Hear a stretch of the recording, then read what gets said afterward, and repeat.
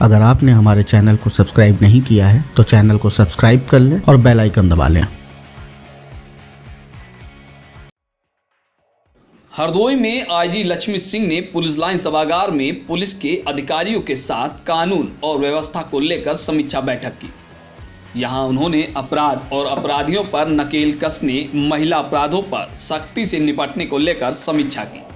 IG ने यहां पर पुलिस अधिकारियों को विभिन्न प्रकार के दिशा निर्देश भी जारी किए।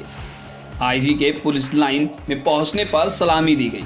सलामी के दौरान एक सिपाही की राइफल लेकर सिपाही को राइफल के विभिन्न प्रकार की बारीकियों को भी आईजी ने समझाया, जिससे वह ठीक से नहीं कर पा रहा था। इसके बाद उन्होंने पुलिस लाइन परिसर में कानून व्यवस्था को लेकर समीक्षा बैठक की। आईजी ने बताया कि समीक्षा बैठक के साथ ही उन्होंने जनपद के सभी सर्किल के सीओ से वार्ता की है और सर्दी के मौसम में चोरी की वारदातों को देखते हुए सभी सीओ को इस विषय पर गंभीरता से ध्यान देकर अपेक्षित कार्रवाई करने के निर्देश दिए हैं। उन्होंने यहां तक ये भी बताया कि जनपद में इस प्रकार की जो वारदातों को अंजाम दे चुके हैं, पहले उनके इतिहास को देखा जाए, उनकी गतिविधियों पर निगरानी की जाए और विशेष अभियान चलाकर पूरे मामले में कार्रवाई की जाए। उन्होंने ये भी बताया कि इस विषय पर एसपी से भी उन्होंने वार्ता की है और निर्देशित किया है कि आसपास के जनपदों के पुलिस अधीक्षकों से वार्ता करके इस विषय पर कार्रवाई की जाए। आईजी ने बताया थाना स्तर पर जो मिलान की व्यवस्था है उसको लेकर कार्रवाई शुरू करने के निर्देश अधिकारियों को उन्होंने दिए हैं। बिसरा प्रिजर्व होने और उनके रिपोर्ट आने में समय लगने और उनके शीघ्र निस्तारण को लेकर उन्होंने बताया कि डायरेक्टर से बात भी की गई है, डीओ लेटर भी जारी किए गए हैं और उन्हें भरोसा है कि जल्द ही तीव्र गति के साथ बिसरा निष्पादन किए जाएंगे। पंचायत चुनाव को लेकर तैयारियों के विषय में आईजी ने बताया कि पुलिस के अधिकारियों को गांव-गांव में आमद बढ़ाने, लोगों से संवाद स्थापित करने के लिए साथ ही गांव में नेटवर्क विकसित करने के लिए भी कहा गया है, जिससे पंचायत चुनाव का पूरा खाका तैयार किया जा सके। हरदोई से दुर्गेश मिश्रा की ये खास खबर। आज जनपद की जो है वो अपराधियों पर जो नकेल कसने की कार्रवाइयाँ हुई हैं, गैंगस्टर एक्ट के तहत जो कार्रवाइयाँ हुई हैं तथा विभिन्न महिला संबंधी अपराधों में जो कार्रवाइयाँ हुई हैं उसकी समीक्षा कर रहे हैं। साथ ही साथ नगर सर्किल की भी हम ऑर्डरली रूम कंडक्ट कर रहे हैं और जिसमें हम उनके तमाम तरह के जो उनके दायित्व हैं उसकी समीक्षा करेंगे।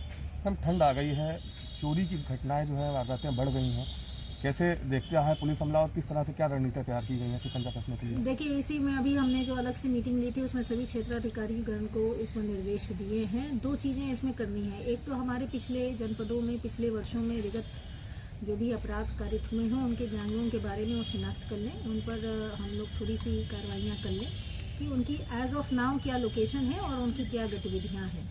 दूसरा, इस समय में कतिपय ऐसे आपराधिक ट्राइब्स के गैंग भी चलते हैं जो इस मौसम में इस तरह की घटनाएं कारित करते हैं, तो उन पर प्रिवेंटिव मेजर्स चलाने, उनका उन्मूलन हेतु विशेष अभियान चलाने के लिए भी क्षेत्राधिकारीगणों को समीक्षा के लिए, बैठक करने के लिए और कार्रवाई करने के लिए निर्देश दिए हैं। अन्य जनपदों से भी आने वाले, क्योंकि हम लोगों का बहुत ट्रांजिट रूट पड़ता है, इसलिए उसमें भी हमने कहा है कि एसपी साहब एक बार अन्य जनपदों के एसपी से बात करके एक सम्मिलित रूप से कार्रवाइयाँ कर लेंगे। जहाँ तक थाना लेवल की बात है तो गश्त मिलान का सिस्टम डेवलप किया जाना और उसको कड़ाई से लागू किया जाना जरूरी है। ठंड में हमारे सिपाही रात्रि गश्त करें और उसमें मौजूद रहें तो उसकी भी व्यवस्था हमारे जनपद स्तर से की जानी चाहिए। मैम, रात्रि गश्त की आपने बात की, रात होते ही चौकियाँ जो है वो बंद हो जाती हैं। उसका कारण ये है कि पुलिस के जो कर्मी हैं वो पेट्रोलिंग पे रहते हैं।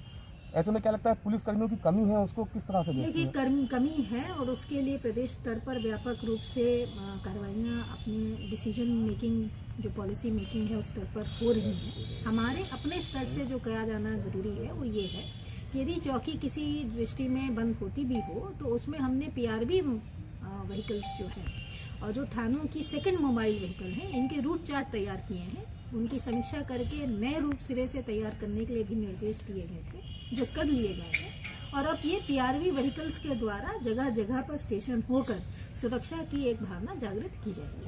मैम, बिसरा प्रिजर्व कर लिया जाता है, अपराधियों को समय मिल जाता है, उस बीच आज भी कई ऐसे बिसरे हरदोई में हैं, सैकड़ों हजारों जिनकी जांच पेंडिंग पड़ी है, किस तरह से देखती हैं, क्या वजह रहती है इसके पीछे? देखिए, सैकड़ों और हजारों नहीं है, लेकिन यस, ये हमारी एक अपनी जिसको आप कह सकते हैं कमी है। विसरा टेस्टिंग के लिए और उसके लिए FSL फॉरेंसिक साइंस लेबोरेटरीज को जाता है। हमारी तरफ से विगत वर्षों में विगत माह में, नवंबर के माह में डायरेक्टर FSL के साथ भी बैठक की गई थी और अपनी रेंज के सभी जनपदों के लिए, न केवल हरदोई बल्कि सभी जनपदों के लिए किया गया था।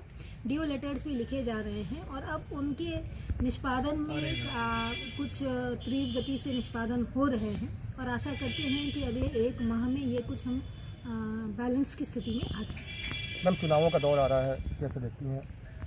देखिए, इसके लिए हम लोगों को प्रिवेंटिव मेजर्स बढ़ाने हैं, गांव-गांव में अपनी आमद बढ़ानी है, अपनी प्रेजेंस को बढ़ाना है, ग्राउंड लेवल पर अपने मैनुअल इंटेलिजेंस को मजबूत करना है और कई सारे मेजर्स अब बताए जा रहे हैं। आज की भी बैठक में इसकी समीक्षा की जा रही है।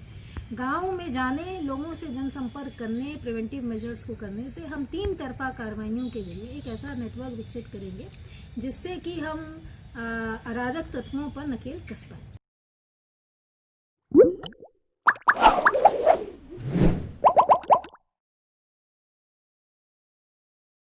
अगर आपने हमारे चैनल को सब्सक्राइब नहीं किया है तो चैनल को सब्सक्राइब कर लें और बेल आइकन दबा लें।